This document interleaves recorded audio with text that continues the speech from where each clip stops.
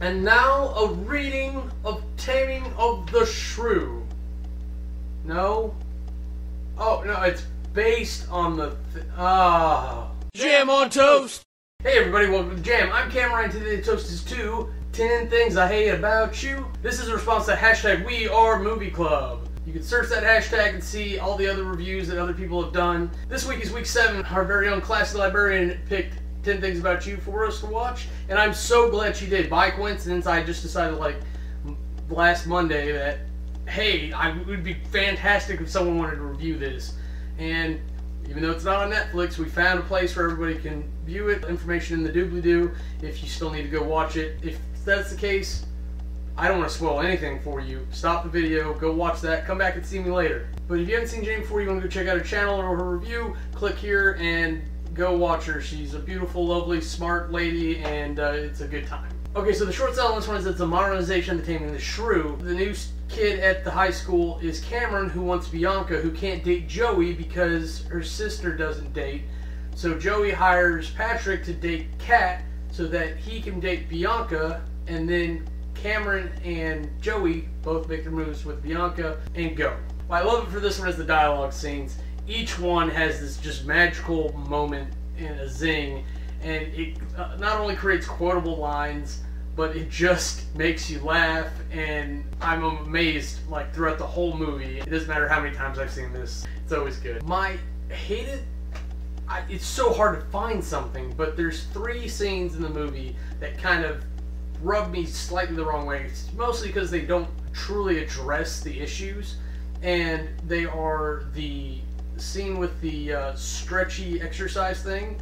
They just ignore it and actually move on to the actual discussion, and then it pops back later, but nothing, no real commentary about it.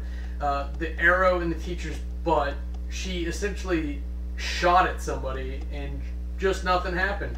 Nothing. But he gets detention for singing. And the concussion, there's no way her head could have reached the chandelier unless she jumped. It's very clear when you're watching her move and everything. She gets down and her head has plenty of room, and then when she stands up, she's still got plenty of room, at least half a foot. And then they go to that weird camera angle that makes it look like the chandelier's even higher, but apparently it drops somewhere in that scene and she hits her head. The MVP for this, you got such a great cast. This is an insane choice. Not only is like Bianca an obvious choice there, it's Alex Mack. I'd fall for her probably, maybe, I don't know.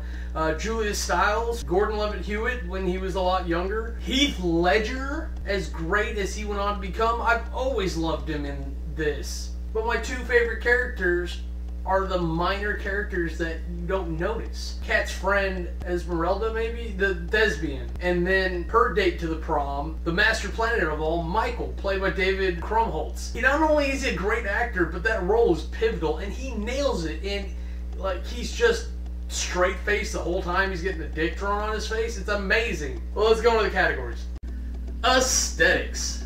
I originally was kind of upset with this because I thought the wardrobes were a little weird. I thought they didn't meet up. But watching this movie, they pay attention to everything. The music that goes through this is fantastic. I mean, I love me some Save Ferris and Letters to Cleo. Yeah. The way the colors mix up when they're playing that paintball game, the paddle boat scene itself, the way it's framed, even the wardrobe. I love the little sundresses they got Bianca in. You don't see enough of that. To Michael's wardrobe, where he's all got the sports suit and tie on, the NBA guys, when they're sitting there on the couch all dressed up and having a party, the looks on Dad's face when he's saying stuff is so great. The whole really is the sum of the parts, and this is proof to the pudding. Aesthetic hits the 92. Character development.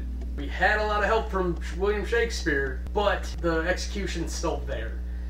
The way it's paced and the way you're introduced to the characters and the way they all interact with each other, and you're reminded that they're all part of the same little universe and that they're all interconnected and they're all interdependent, and you get fed the information you need when you need, and more importantly, the characters get fed the information they need when they need. And while we're given that God's eye perspective of everything going on, we're very aware that the characters don't know what we know. It's such a subtle delivery that it's really hard to follow up sometimes, and I'm so glad this does it.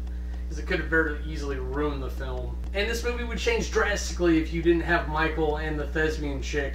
They play such important roles even though they're so small. Without that confidant for Kat to talk to, and even honestly Patrick's silent partner, like, they don't have people keeping them in check for conversation purposes. Michael orchestrating everything. If you change it and you go for Cameron orchestrating everything, it looks super selfish, it looks super predatory. But because he has help, it actually looks altruistic and it looks true and pure. And I'm sure there's a version of Taming of the Shrew where that happens, where they just cut Michael out and it's really two guys preying on the one woman, essentially. Character development gets a 92. Storyline. Again, this is based off Taming of the Shrew, which is a fantastic play, and they got a lot of help, but the execution is what matters. They followed through on the storyline, they hit most of the major plot points. Even though it's modernized and a lot of this changed, they added things to make it strong and memorable, like where he pays off the band to do the song while he sings and to win her back, and the whole thing with flashing the teacher to get out of detention. It's such a great way that this is adapted, and they deserve all the praise for it because it's just great. I loved how this was written and directed. Storyline gets a 92. Compulsion. This is my second favorite teen movie, right behind She's All That. I can watch this all day on repeat. I guarantee it. It never gets old, no matter how many times I've seen it, and there's no way I'm going to turn it off. I've literally had a couple moments where I was like, I want to do this, but 10 Things About You is on. Compulsion gets a 95. Now if you total it up together, you get an average of 92.75. For my wrap-up review, I say this is one that everyone should watch. There's something for anyone who's been to public high school, and there's something for anyone who has romance or seen romantic triangles. And yes, romantic triangles, oh, it's so cliche. Think that if you will, but there's a reason that things are cliche, because they're built off previous stories that were famous, that worked, and other people were like, I'm going to jump on that bandwagon. This is that bandwagon that other people jumped on. It's a modernization of Taming of the Shrew. That was one of Shakespeare's romances, one of the big foundations for literary history, and respect Billy S. That's all I can say. Go watch it, enjoy it, watch it however you can. So again, this pick's week was Jenny's, and next week's is Liam. He's chosen The Losers. So go ahead and check that out. I've got a link in the description for how to find it. Be sure to check out both their channels and keep an eye on Liam's for next week's release for We Are Movie Club. You can always search that hashtag and see what we've been up to on YouTube or the Twitters. And go check out all the other people who show up for that. They're lovely, lovely people. They all do great, wonderful things. And check them out. That's it for me. I'm Cameron. Have a nice day. If you want to see anything else we're up to, go ahead and click the annotations, and they'll take you to our other channels.